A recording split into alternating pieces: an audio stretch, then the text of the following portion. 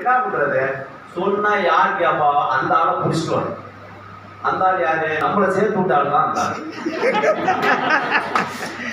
அந்த ஆளை போய் நான் போய் சொல்றேன் கேட்க மாட்டேங்கிறாங்க, சொன்னா சொல்லுவாங்க கேட்பாங்க தெரியல வா அப்படின்னு அந்த ஆளை கூட்டிட்டு வந்தேன்.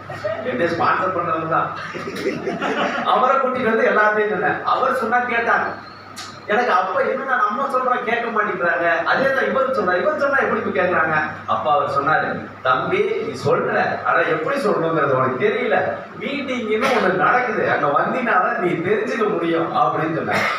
அப்புறமேட்டு நம்ம அப்பையில இருந்தே லாஸ்ட் பெஞ்ச், நம்ம ஒழுங்கா படிச்சதே இல்லை, அதனாலதான் அந்த வேலைக்கே போனோம். நல்லா படிச்சிருந்தா நல்ல வேலைக்கு போயிருக்குமா இல்லையா.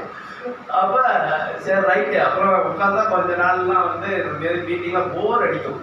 சொன்னதே திருப்பி சொல்றாங்க இல்லையா, அதே ப்ராடக்ட்டு வேற அதே மாதிரி சொல்றாங்க இல்லையா. அதனால டெய்லி ஒரு படமா போட்டு காமிக்க முடியுமா இங்க, அதே ப்ராடக்ட் தான். எத்தனை பேர் நாளைக்கு வந்து சொல்லிட முடியும் பாருங்க.